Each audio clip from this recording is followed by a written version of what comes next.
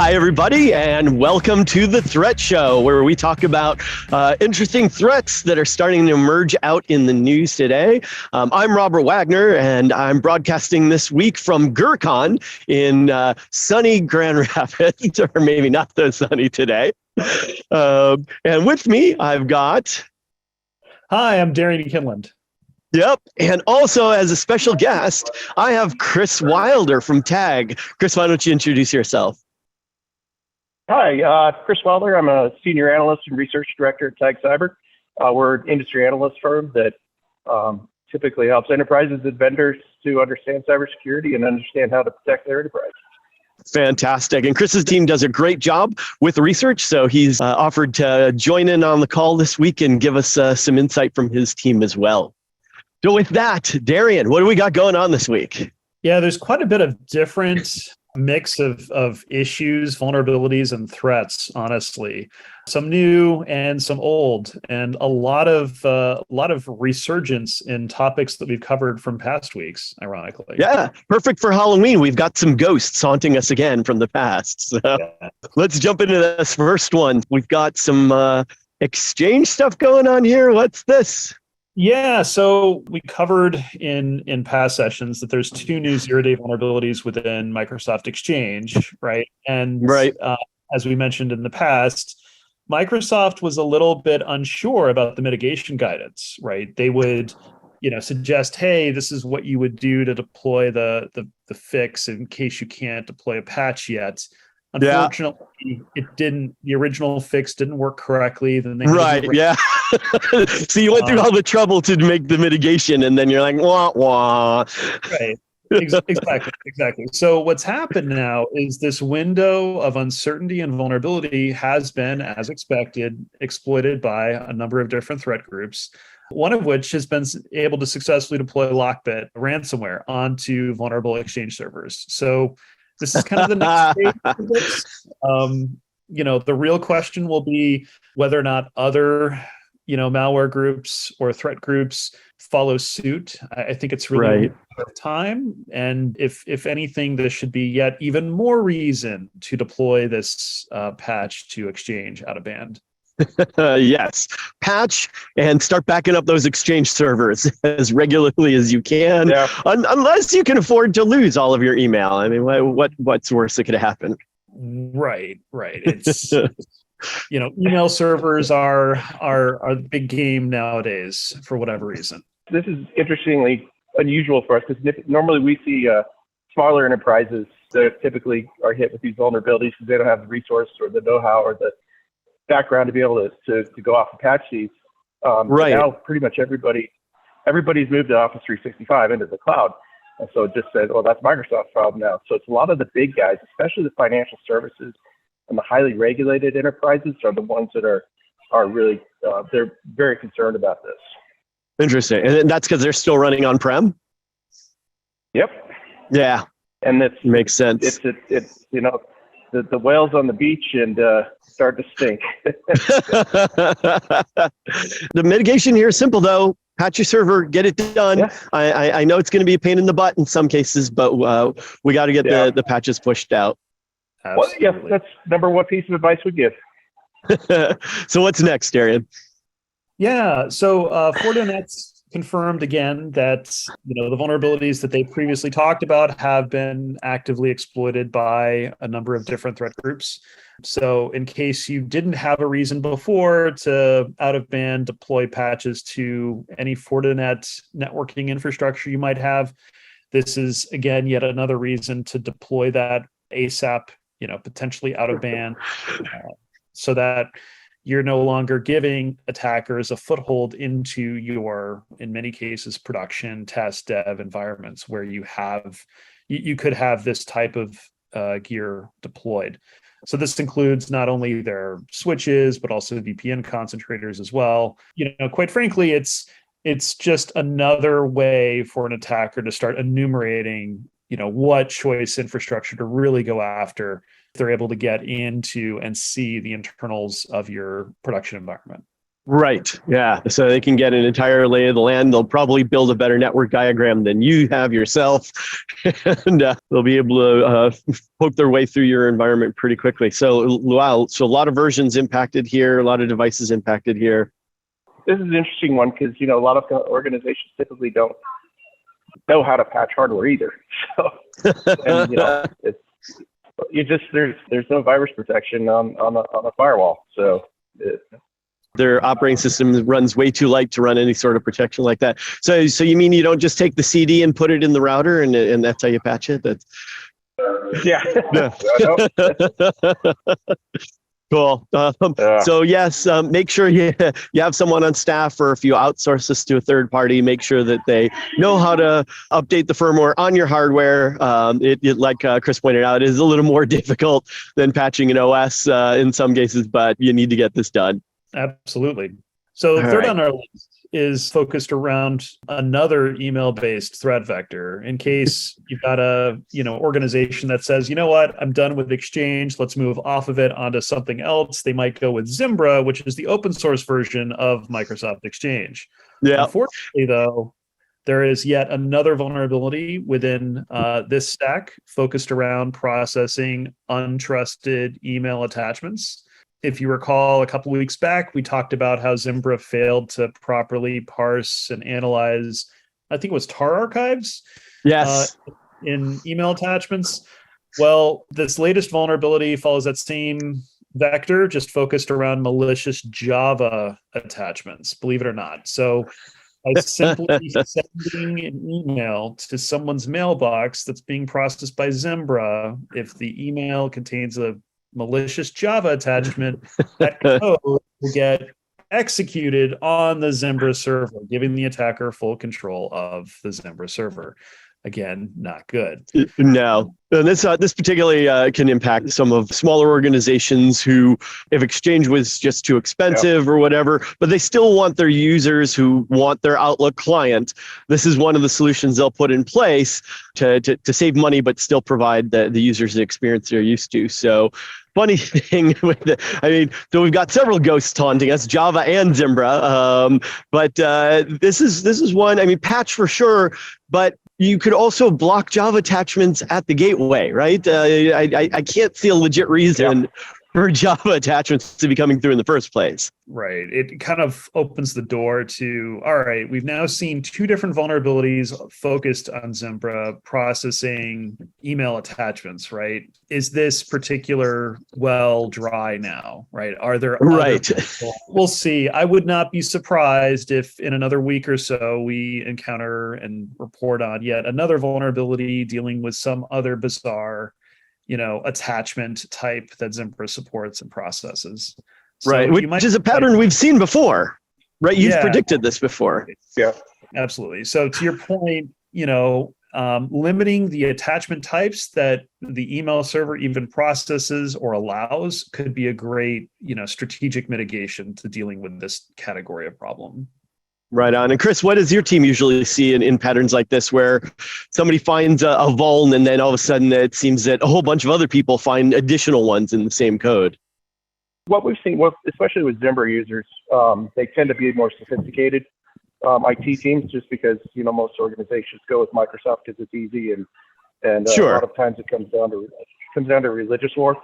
So I agree with you on the blocking Java attachments. Typically, when you start getting a pile on, kind of what it usually looks like. Normally, when you start getting that pile on, I think what happens is the enterprise or the vendors that the software manufacturers, they tend to move very, very quickly to be able to get the patch, get it done, and mitigate it. That's the benefit of having a bunch of vulnerabilities in one bucket.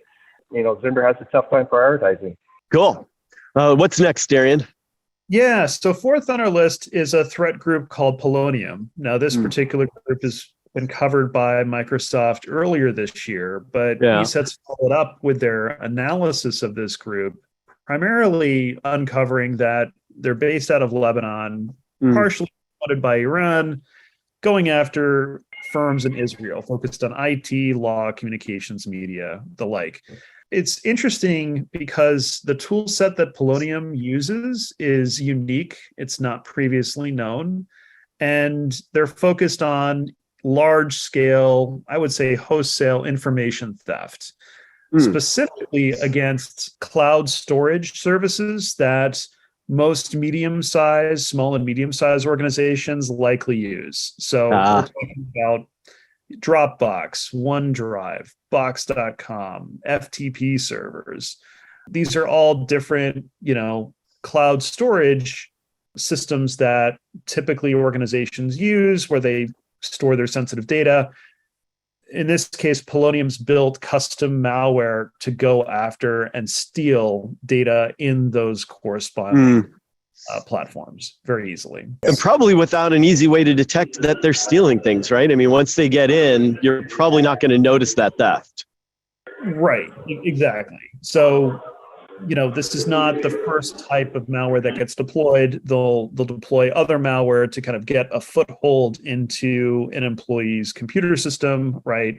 And then once they've got the employee's credentials, they then deploy this second stage or third stage malware, which then starts to steal, information that the employee is authorized to be able to author and see and organize across all these different cloud storage platforms. I love the fact that we're talking about somebody else other than Lazarus and TNT. We do about probably 700 vendor briefings a year at TAG. Yeah. And one of the massive trends that we've been watching, we've seen this is, as a matter of fact, typically we'll do about 3 or 4 briefings with companies that are doing SaaS security or cloud security to solve problems just like this. And so there's a lot of, and if you kind of look at in order of kind of what we're seeing is storage security, number 1, number 2 is SaaS security, number 3 is cloud security. It's pretty much in that order. And so it's becoming a big industry and a big business, and just because of the fact that these guys are getting way better, and the Israelis, a lot of this innovation is coming out of Israel. Right on. Yeah, one other mechanism that organizations need to think about is, not only detecting and blocking the malware potentially before it causes damage, but just analyzing the audit logs, if they're available for some of these file storage platforms, could be very helpful, especially if you're trying to detect, hey, large scale, data theft by a particular employee or massive numbers of downloads, could be a smoking gun here to help identify and uncover this type of threat vector ultimately. Right. And this isn't, like user behavior analysis. This is simple standard deviation from the norm, right? If all of a sudden someone's data movement spikes crazy, that's always suspect. Absolutely. And this can be exhibit A as to why that type of analysis can be very helpful. Right on. Just 100% agreeing with Darian on this, because you're absolutely right. If an employee that normally works during the day and starts uploading a whole bunch of data at 3 o'clock in the morning, you might want to look at that. Right. And this does not take advanced machine learning or anything like that. This is simple math. It does not. No. Yep. Cool. Yeah. All right. Well, we got one more here, don't we, Darian? Yeah. Last on our list is a vulnerabilities focused around a built-in security mechanism within macOS called Gatekeeper. Now, Gatekeeper, a lot of people feel like is a speed bump, a security speed bump for most organizations and users. It's designed to prompt the user when they download a file on the internet through their browser, to say, hey, before you open this file, you downloaded it from potentially an untrusted source. Are you sure you want to, open this file up? That's really the purpose of Gatekeeper, to kind of sanity check and say, hey, this came from an untrusted source. Well, It turns out that researchers found a way around this speed bump by packaging up a particularly crafted archive or compressed file that gatekeepers fooled into thinking, oh, this is a trusted system file. And so that way, the user double clicks on it, it ultimately opens, and any sort of malware can be delivered without any sort of prompt from Gatekeeper. That's pretty clever. So it's not tricking you to think it's coming from a trusted source, but literally a trusted file on the system itself. Yeah, exactly. So At the very least, the attacker can use this vulnerability to achieve the same level of access as if a normal user had access to that computer system, and then potentially use it as a springboard to get, potentially root level access to the endpoint through other vulnerabilities.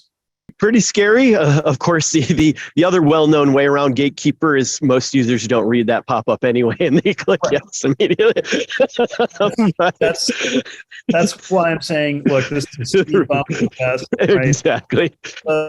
I think the good news here is that this particular vulnerability was fixed in the most recent Mac OS round of security updates. So as long as you keep your Mac OS systems up to date, fully patched, this will have been resolved already. But in case you haven't done that, this could be good motivation to get the systems up to date. And as you pointed out in the past, Mac, sometimes there's a bit of delay from when the release is pushed to when your automatic update picks it up. So don't wait, just go into Apple, and check for updates, and you'll find it. Folks that have managed Mac OS devices can do things like enforce not allowing users to even say okay to untrusted things like that. Don't make it an option. And Chris, what other advice would you give around this particular one? We haven't really seen this much at all with our entertainment clients, because they're typically all 100% Mac based. They're pretty tight. They keep the organizations pretty tight. But one of the kind of going back to the whole patch piece of this is, especially with Macs, you get if you get going with somebody like a Tanium or implementing that within the organization helps a lot. And that kind of keeps you ahead of the curve on that stuff. And most people, like you guys said, it's a Mac update's very quick, and it's pretty automatic, and it's a lot less cumbersome than a lot of other things. Cool. Busy week in threats for sure. It's also been a pretty busy week in other security news as well, that it doesn't have quite anything to do with threats necessarily. And that's all the news around Joe Sullivan and Uber, which you've been following very closely, haven't you, Chris? We have, because our CISO clients are calling us and really trying to figure out exactly what they need to do in order to avoid being on the cover of Wall Street Journal, and for bad reasons. And so he the big thing with Joe is he did not do the right thing, and what he disclosed versus what he documented inside of his organization were two completely different things. Yeah, so the jury was they were not very lenient on him. So we gave, the guidance that we're giving right now to CISOs are, number one, keep your ethical compass sharp. Make sure that you're doing the right things, and if you have any doubt, don't do it. Right. The next piece is this is also, we're also making sure that our CISOs establish and develop relationships specifically with the FBI, the Cyber Crimes Division. Normally, you can normally go to a your local field office, and they'll have an agent there that can help you out with that. But that's important to get that going, to avoid, build that relationship to avoid any kind of challenges. I mean, my colleague Ed used to invite these guys into AT&T. He was CISO at AT&T for 30 years. I invite everybody out in, they buy a bunch of pizza and just stand around and talk about their kids. That was so important. That made their relationship a lot easier. The third thing is disclose. I mean, when in doubt, disclose, and disclose again. Sure. And you let the DOJ come back to you saying, you're giving us too much damn information. That's a perfect world. And then, the last couple things that, outside of ethics and things like that, is really just going back, getting legal involved from the start is important. But also, one of the things that CISOs are now very concerned about is, okay, we've got cybersecurity insurance, so how does that protect me? So you're going to see a lot of CISOs, especially if they're at the board level or director level, they're going to be put on riders for E&O insurance as well as directors insurance, which most organizations should have. But a lot of times, most CISOs are not covered in the E&O rider. So Yeah, and as long as we're talking about insurance too, and this is a tip I picked up from a presentation by Carl Hertz back at Besides Las Vegas. One of the most important things to make sure that's in your insurance is insurance for the communications when you have an incident to begin with. So much of your money can get burned up by all of that process and the lawyers required and everything else. I assume that Uber had it, and I assume that Joe wasn't an unethical person, right? What do you think drives a person to all of a sudden panic like that and make the wrong choice? I don't know. The cover-up's the crime. He hasn't been at Uber for a very long. He hasn't been it for, I think it's a few years. I think he left a while ago. It was just, I think at the time he was a young CISO. Sure. And I think what happened was, he just didn't want to be on the cover of the Wall Street Journal. And, right. So it's like politicians. It's nine times out of 10 the cover-up thing that gets you in trouble. Right. Yeah. And in this particular case, he didn't really, I mean, if he had disclosed, like you'd said, right from the outset, he probably wouldn't have suffered much damage. Maybe he would have been out of work for like a month or something like that. But I've yet to see a CISO who got breached that didn't get a job somewhere else within a couple of weeks. I mean, they're so needed. The demand is so high that you're really not going to ruin your job or your career, your reputation, if you take the ethical disclosure path. Yeah, that's so important. It is. And in fact, and that's why, I hear a lot of people talking about how important just having a little humility in our industry really is, right? So, but with that, thank you all for the great discussion. This has been an awesome session. It's about to start raining on me, so I need to get inside. But we'll see y'all next week. Appreciate it. Thank you. Great. Thanks, everyone. everyone. You bet. Thanks for coming on, Chris.